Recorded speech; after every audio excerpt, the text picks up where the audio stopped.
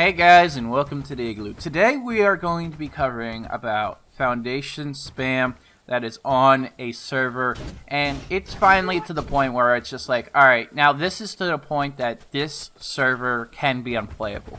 Now there has been many servers that alpha tribes have spammed foundations across the whole server, spots that are also in salt flats, as well as a green-to-green wall, which was multiple times posted on Reddit on multiple different platforms, which is completely and utterly insane. I don't know why that there is not a TC type of system, tool cupboard type of system, like there is in Rust. If there was actually something like that implemented, you could actually limit building structures so that you can actually maintain it properly instead of just having that. With having a passive system so you can have 360 something days of recovery, because the current ruin system is completely and utterly bogus.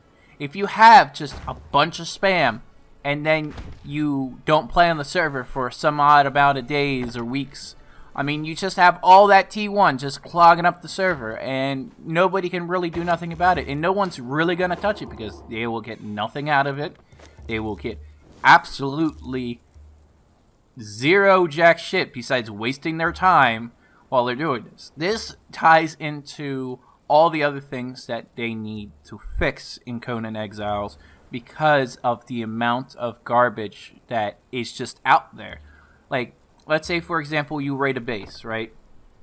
And you hit it, and you get everything of those contents. That base that has been abandoned can be there for almost a week and a half. And if somebody damages it, even by just punching it, or having one orb on it, or something different, it resets the timer. You forgot something at that base. Let's say you forgot a vault, right? Now you have to worry about that one other thing that is there, and as soon as you blow it up, the timer's reset. Anything that you blow up, the timer's reset. Anything that you do to a base, the timer resets. If they don't implement a TC system, which I've been talking about and I've been religiously preaching to them in the forums and everything else, it's not going to work. They are adding this trough system, which I covered in my last video because of how bad it is. And if you're not going to be doing these changes for server performance, then what are you actually doing it for? Are you scared that you're going to lose population because they can't build a mega base anymore? No, because this actually solves almost every single problem. The biggest problem in this game is placeables, which is building structures, crafting stations, and a bunch of other things, and vaults. Vaults are considered a placeable, not considered a building piece, which I don't know why. And then you also have the thralls, and they're trying to address the thrall issue with a passive-aggressive timer on Test Live. I don't agree with it because it's buggy as fuck, but the only way to add a timer to them is to have a food timer instead of adding a building timer to them, which I don't get as a decision process, because honestly a TC system would be easier to implement than a feeding trough system that needs to regulate anywhere from 50 to 100 thralls. Because if you have a TC system, that is your decay timer. You are in charge of your decay timer. You are in charge of how you build your base. You want to have a pillar base? You're going to have to connect everything together. Not this area of effect bullshit that they've been covering. So let's do this like in Rust. It is, if every piece is interlinked, then that means it's tied to the tool cupboard. Once it's tied to the tool cupboard, it's able to distribute resources throughout, not fix it, but distribute resources throughout the structure. Big difference between distribution and repairing.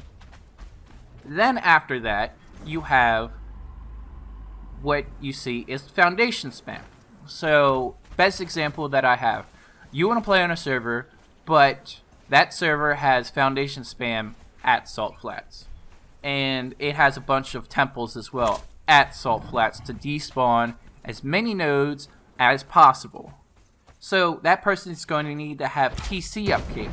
If you raid the TC that has the resources for the upkeep, all the other stuff will decay, and you'll have free access to salt flats.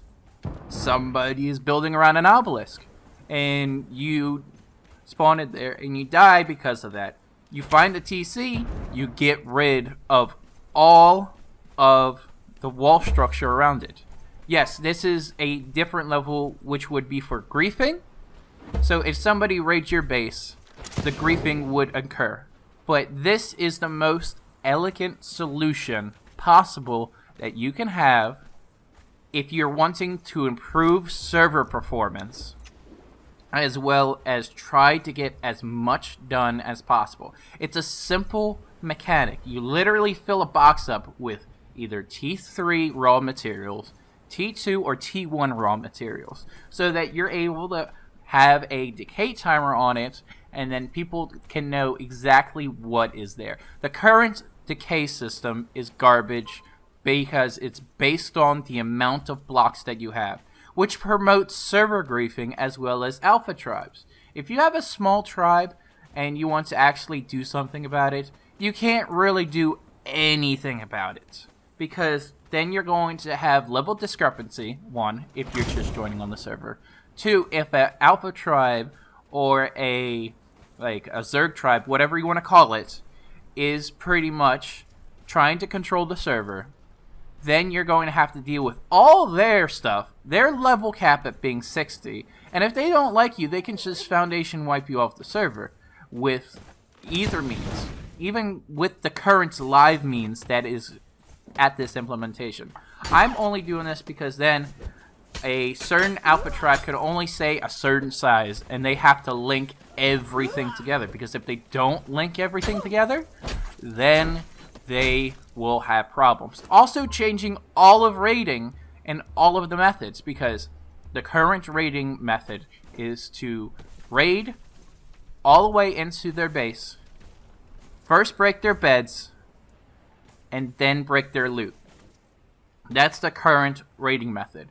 Now, you have to either split your attention between the tool cupboard and the beds, which would offer more diversity, but you have to scale raiding to make it equal. I mean, again, I also covered this in another video where they completely and utterly broke all raiding because they don't know about balancing raiding versus building mats.